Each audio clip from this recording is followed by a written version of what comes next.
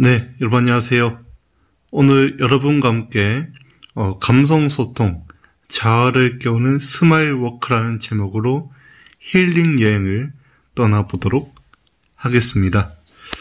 그런데 처음부터 힐링이라는 주제를 가지고 강의를 한다는 게 쉽지가 않습니다.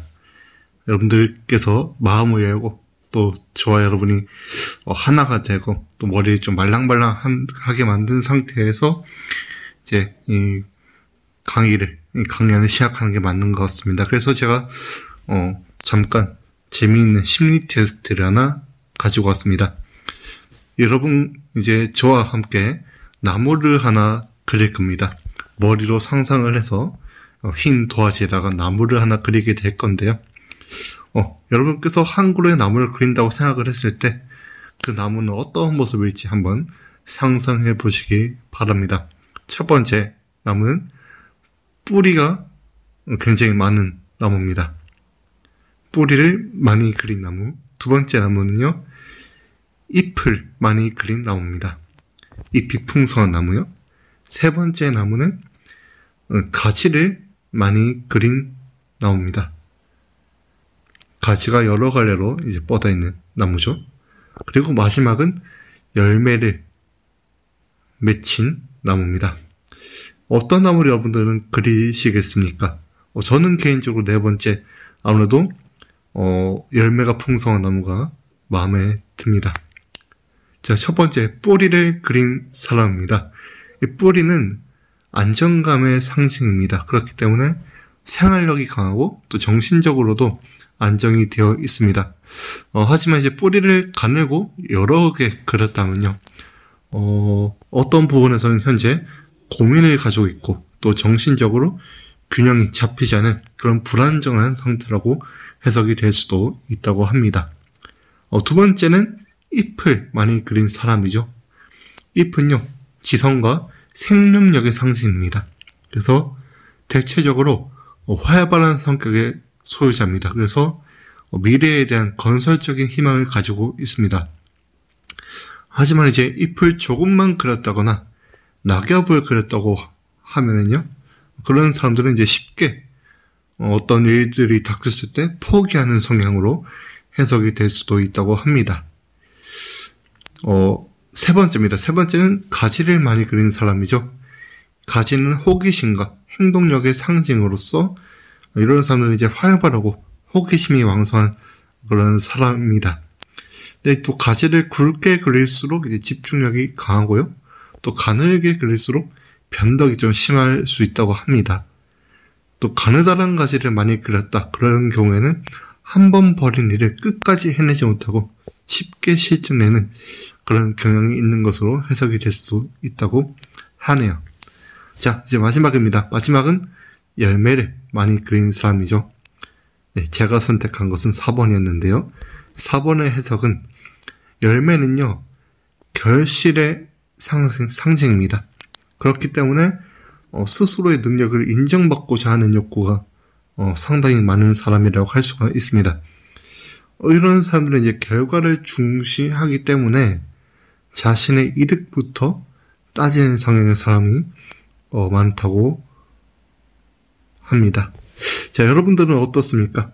여러분이 생각한 나무와 여러분의 심리 상태가 어느 정도 일치하는지요?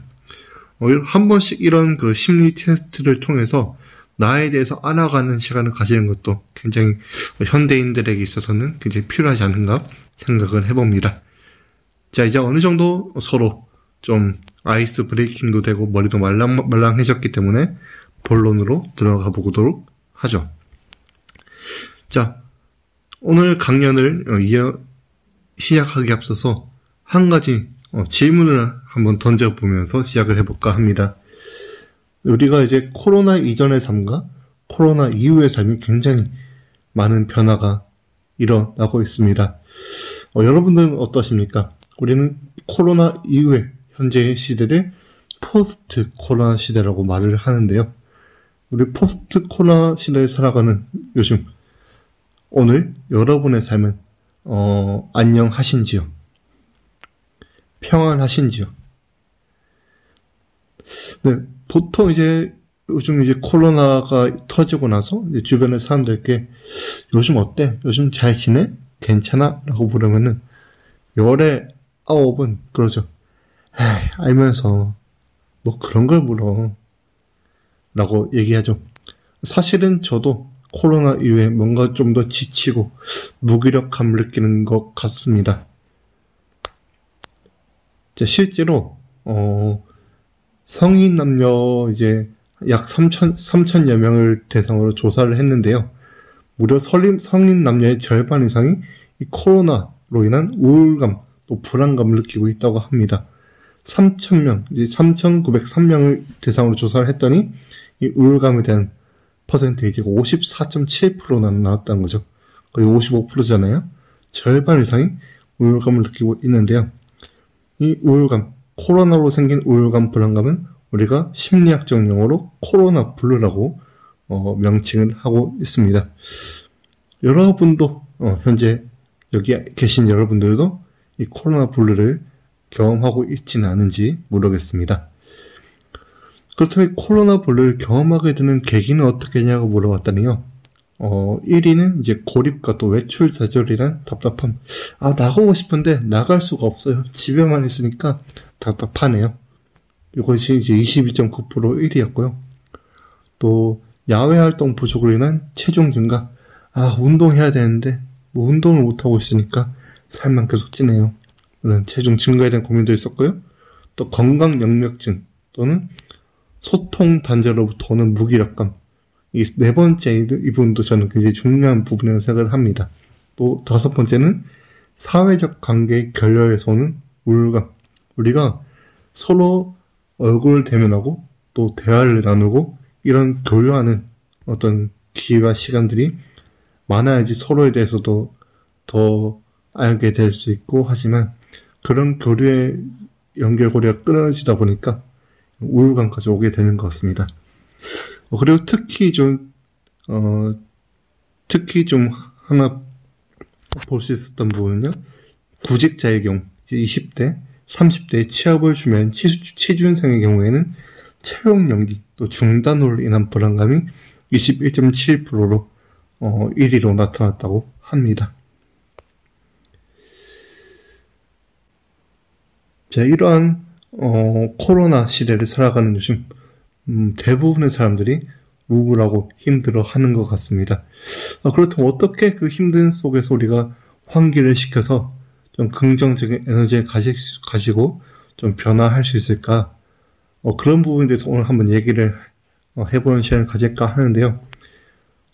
그래서 제가 하나의 명언을 가지고 왔습니다. 윌리엄 제임스는 이런 말을 남겼습니다. 우리는 행복하기 때문에 웃는 것이 아니고 웃기 때문에 행복하다. 네, 굉장히 좋은, 어디서 한 번씩 들어본 문장일 텐데요. 네, 그렇습니다. 우리 코로나라는 이 상황은 내일 당장 변하는 그런 상황이 아닙니다. 사실이고 현실입니다. 그 현실을 우리는 살아가야 되죠. 그렇기 때문에 우리는 행복하기 때문에 웃는 것이 아니라 웃기 때문에 행복하다. 이런 부정적인 상황에서 해결되지 않는 그런 고통들 가운데서 우리 행복을 원하기 때문에 더 나은 미래를 원하기 때문에 긍정적인 생각을 하고 웃어야 된다는 이야기가 될 수 있을 것 같습니다. 물론 이 얘기를 들으면은 웃음이 정말 하나의 해결 요인이 해소 요인이 될 수 있을까 의아해할 수도 있지만 오늘 이 얘기를 듣다 보면은 웃음이 어떤 긍정적인 에너지가 하나의 그 해결 요인이 될 수도 있겠구나라고 생각을 할 수도 있을 겁니다. 네, 다음을 보시면요. 우리는 어떤 행동들을 이어가고 어떤 변화를 가져오게 될 때, 먼저 이제 이루어진 두 가지가 있습니다. 단계가 있습니다. 첫 번째는 어떤 그런 행동에 대한 마음가짐을 가지게 되죠. 이것을 내가 할까? 어떻게 하지? 마음을 가지게 됩니다. 그 마음을 가지고 그 마음 먹은 것으로 생각을 하게 되죠. 그러면 그 마음과 생각이 합쳐져서 행동이 나오게 됩니다. 그렇기 때문에 우리는 이 코로나 시대에 또 어떤 문제들, 개인이 가지고 있는 문제들을 해결하기 위해서는 조금 더 긍정적인 마음을 가지고 그 이후에 긍정적인 생각을 함으로써 이 긍정적인 마음과 긍정적인 생각이 함께 이루어질 때 긍정적인 행동을 통한 상황의 변화가 이루어질 수 있습니다. 보포프는요, 이런 이야기를 합니다. 나는 웃음의 능력을 보아왔다. 웃음은 참을 수 없는 슬픔을 참을 수 있는 것으로, 더 나아가서 희망적인 것으로 바꾸어 줄 수 있다. 그렇습니다. 웃음은 굉장한 능력을 가지고 있습니다. 웃음은 슬픈 상황에서도 견뎌낼 수 있게 하고요. 또 어떤 문제의 상황에서 희망적인 것으로 변화할 수 있는 에너지를 가지고 있습니다. 여러분들, 우리 영화를 보면은 슈퍼 히어로들 많이 나옵니다. 아이언맨, 어벤져스 이런 것들요. 그 사람들은 다들 초인적인 능력을 하나씩 가지고 있는데 우리가 그런 어벤져스처럼 능력을 가질 수는 없겠지만 누구나 가지고 있는 능력이 하나 있다면 긍정적인 생각, 웃음을 통해서 상황을 긍정적으로 변화시킬 수 있는 그 능력들은 우리 모두가 잠재하고 있는 능력 중에 하나라고 생각을 합니다.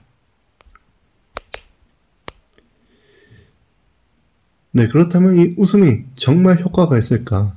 그럼 웃음의 효과에 대한 얘기를 잠깐 나눠볼까 합니다. 많은 효과들이 있겠지만 4가지 포인트로 얘기를 해볼까 하는데요. 첫 번째는 건강 증진의 효과입니다. 웃음을 통해서 사용하지 않던 평소에 이제 얼굴에 근육들을 사용을 하기 때문에 근육들이 이제 작용을 하면서 이 근육이 이제 이완되면서 건강 증진의 효과가 있습니다. 많이 웃으면 여러분들 믿을지 모르겠지만 다이어트에도 효과가 있다고 어떤 그런 조사도 있습니다. 네, 두 번째는 감정이입의 효과입니다. 이 밝은 표정은요, 타인도 웃게 만들 수 있습니다. 여러분들, 웬만하면은 얼굴 찡그리거나 인상을 피고 그런 사람들과 옆에 있는 것보다는 좀 밝고 긍정적인 에너지를 주는 그런 사람들과 함께 있고 싶어 하잖아요. 네, 그렇죠. 세 번째는 마인드 컨트롤의 효과입니다. 그냥 쉽게 내가 웃어버리면 실제로 재미있게 되는 거죠. 어떤 부정의 그런 상황에서 내가 할 수 있어. 한번 웃어보자. 그렇게 되면 이 상황이 신기하게도 역전된다는 얘기죠. 변화가 이루어진다는 얘기입니다. 마지막 4번째는 호감 형성 효과입니다. 이 밝은 표정을 통한 호감으로 일상의 시너지를 줄 수가 있습니다. 그래서 우리가 면접을 볼 때도 면접관 앞에서 좀 당당한 모습과 또 밝은 미소를 보일 때 면접관의 눈에 더 잘 들어오게 되겠죠. 자, 웃음엔 이런 정말 좋은 효과들이 있는데, 자, 여러분들이 오늘 여러분들의 얼굴을 거울로 바라본다고 한번 생각을 해봅시다. 그랬을 때 오늘 여러분들의 표정은 어떻습니까? 슬픈 표정인가요? 무뚝뚝한 표정인가요? 아니면 행복하고 밝은 표정인가요? 자, 그렇다면 오늘 한번 웃어봅시다. 누구의 눈치를 보지 말고요. 그냥 소리내서 여러분들이 할 수 있는 그 어떠한 방법들도 괜찮습니다. 한번 웃어봅시다. 혼자서는 어색할 수 있지만 함께 웃으면 또 웃게 되는데, 자, 그런 이유가 있습니다. 왜 혼자는 웃기 힘든데 함께 웃으면은 웃을 수 있게 될까? 웃으면은 전염성을 가지고 있습니다. 영상을 하나 볼 텐데요. 영상을 보면은 웃음의 전염성이 있구나. 한번 생각해 볼 수 있는 계기가 되지 않을까 싶습니다. 영상 보고 다시 얘기 나누겠습니다.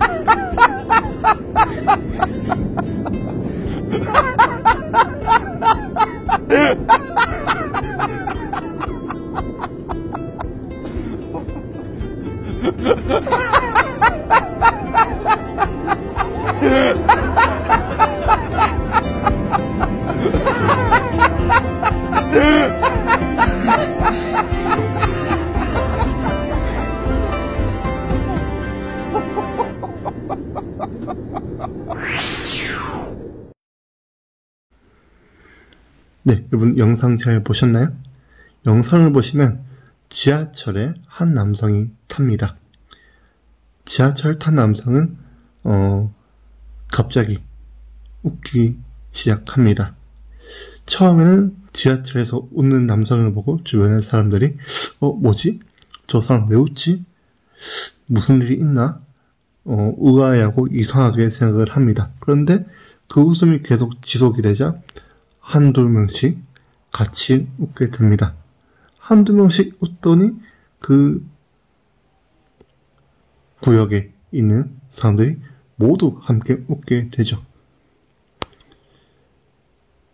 자, 그래서 윌리엄 프라이는 웃음은 전염된다, 웃음은 감염된다, 이 둘은 당신의 건강에 좋다라고 얘기를 했습니다. 우리가 코로나 시대에 살아가면서 이 코로나 바이러스가 왕관 모양이라서, 크라운 모양이라서 더 빨리 전파가 되고 전염이 된다고 하잖아요. 그런데 그 크라운 모양의, 왕관 모양의 코로나 바이러스보다 더 전염이 빠르고 감염이 되는 것 중에 긍정적이고 건강한 감염은 웃음이라는 거죠.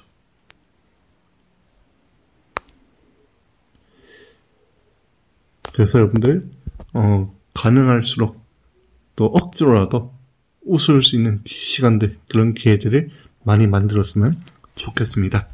자, 그리고 소통입니다. 소통에 대한 얘기를 좀 해볼까 합니다. 여러분들은 평소에 소통을 잘 하십니까? 소통왕이신가요? 아니면 불통왕이신가요? 소통이라는 게 굉장히 어렵습니다. 참 단순한 것 같은데도 어려운 게 소통인 것 같습니다. 네, 실제로 직장 내에서 소통 장애에 대한 경험이 있냐라는 질문에 79.1%에 해당하는 사람들이 직장 내에서 소통이 잘 되지 않는다고 조사 결과가 나오고 있습니다. 직장에서 업무 중에 동료들과 대화를 평소에 얼마나 나누세요라는 또 물음을 던졌는데, 그 물음에는 10분 미만, 또 10분에서 20분 이렇게 최소한의 시간에 필요한 얘기들만 나누는 것을 볼 수가 있죠. 직장뿐만의 문제가 아닙니다. 가족들과 우리가 보낼 때도 대화를 이전과는 달리 많이 하지 않습니다. 실제로 10대에서 50대 이상 남녀의 37.8%에 달하는 사람들이 가족과 하루에 20분 미만의 대화를 한다라고 답변을 했습니다. 특히나 이제 저 같은 이제 경상도에서 이제 오래 산 사람들은 경상도 토백이 같은 경우는 더 대화가 단절돼 있죠. 밥 묻나? 뭐하노? 자라?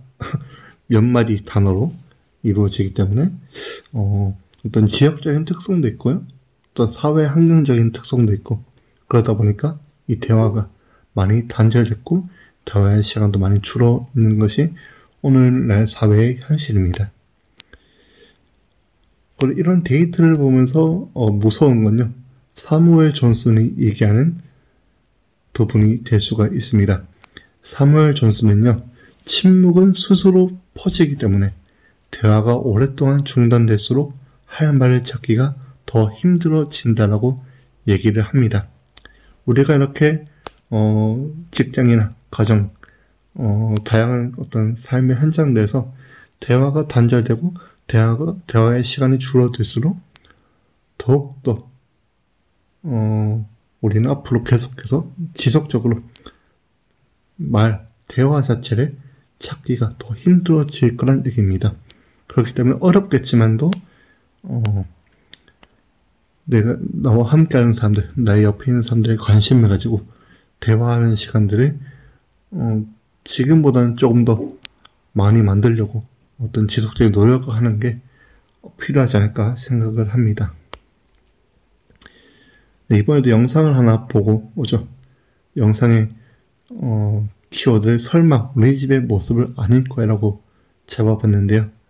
자, 오늘 이 영상에 나오는 부부의 모습이 여러분의 모습은 아닌지 한번 보고 오겠습니다.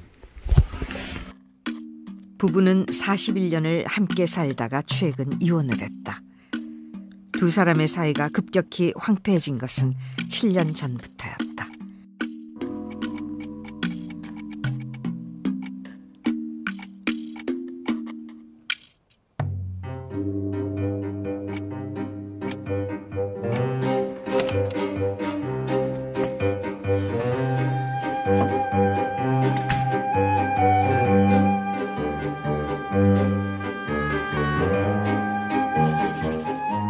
둘 사이에 대화가 없어지고 남편은 메모지로 자신의 의사를 전달했다.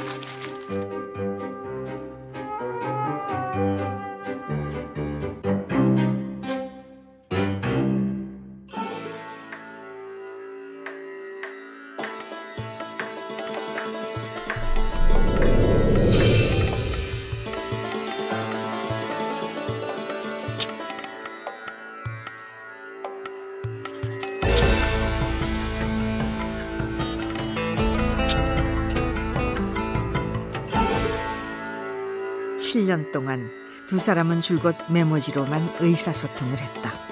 한 집에 사는 부부에게 도대체 가능한 일일까?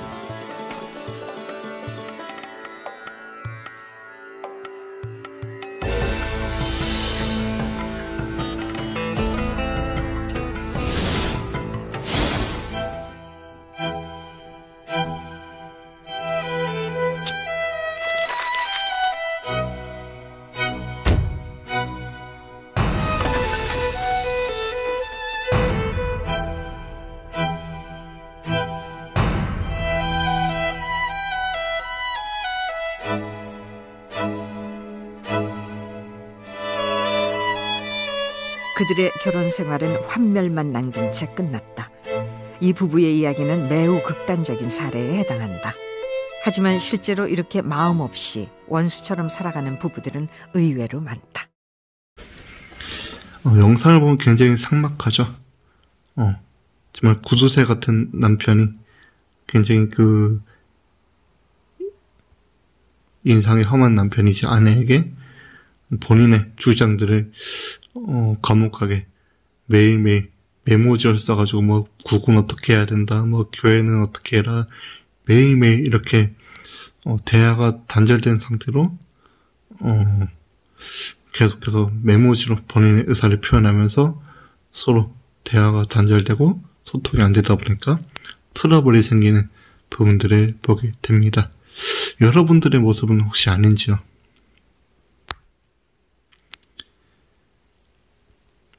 자, 옛날에 영화에 보면 싸움의 기술이라는 그런 제목을 가진 영화가 있었는데 동전으로 싸움을 하는 기술들을 가르쳐주고 그런 좀 재미있는 영화였었는데, 오늘은 대화의 기술을 한번 가져와 봤습니다. 대화의 기술에 많은 부분들이 있겠지만 한 10가지 정도를 뽑아봤습니다. 첫 번째는요, 상대방의 감정을 공감해야 합니다. 우리가 대화를 하기 위해서는 대화 상대가 있어야 합니다. 그럴 땐 그 상대에 대해서 어느 정도 알고 있어야 되죠. 그래서 그 사람, 나와 대화하는 사람이 어떤 감정을 가지고 있는지, 오늘 기쁜지, 오늘 슬픈지, 오늘 좀 힘든 일이 있었는지 공감을 할 필요가 있습니다. 그 공감이란 키워드가 있어야지 대화가 이어질 수 있거든요. 두 번째는 장애물을 의식하라라는 겁니다.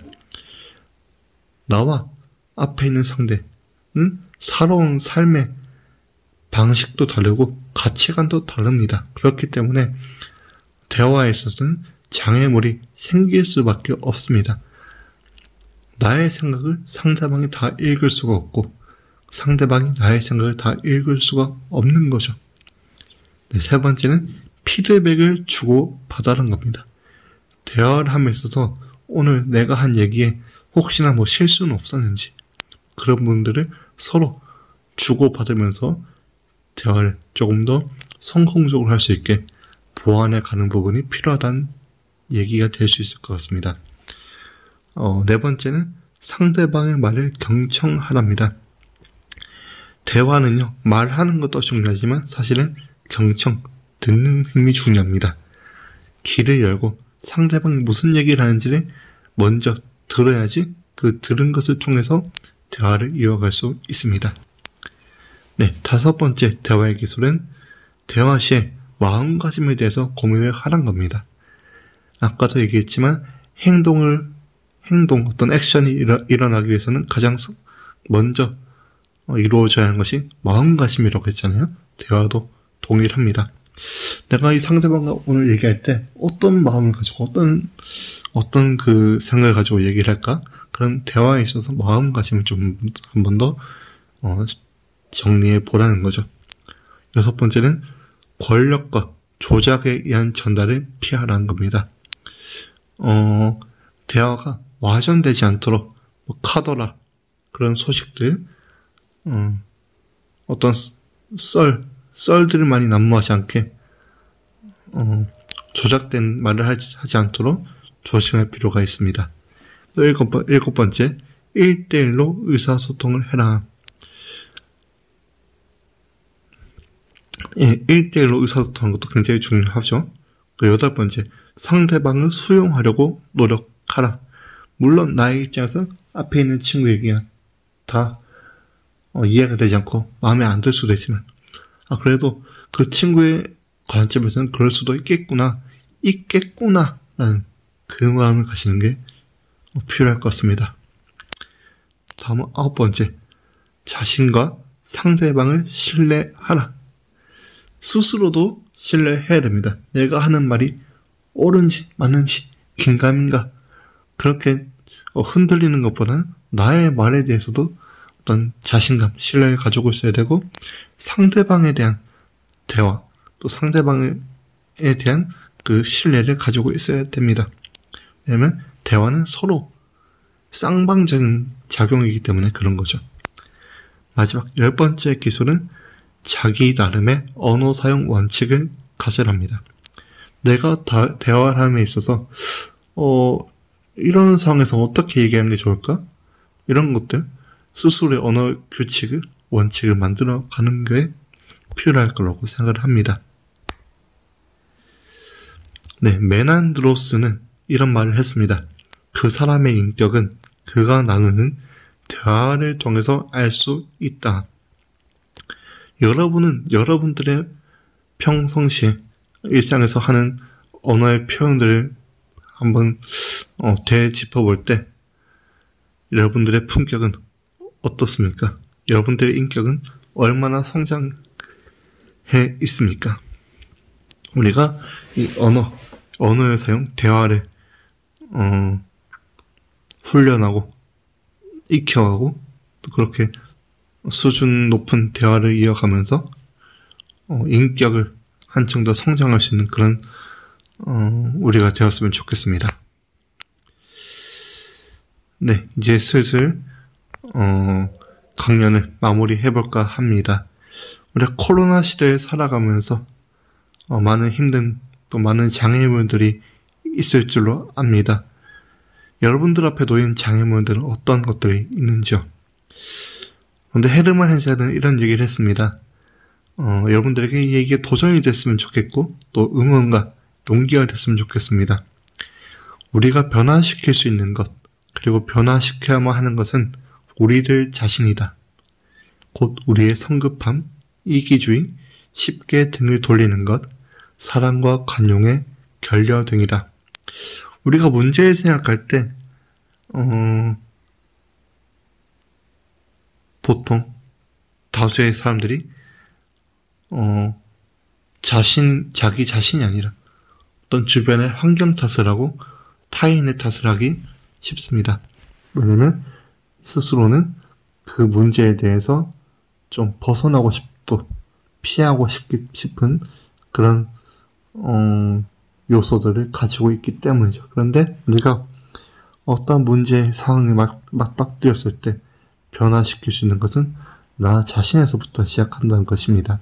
나의 마음가짐을 바꾸고 나의 생각을 바꾸고 나의 행동을 바꿀 때 나의 주변의 사람들에게도 그 변화된 어떤 긍정적인 에너지가 연결될 수 있다는 거죠.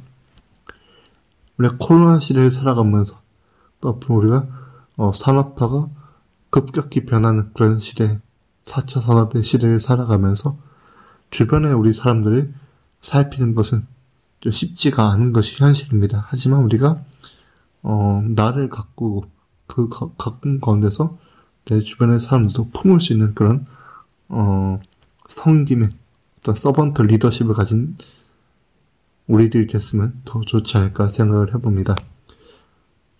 네, 끝으로 여러분에게 앞으로의 삶에 있어서 미션 하나를 던져볼까 합니다.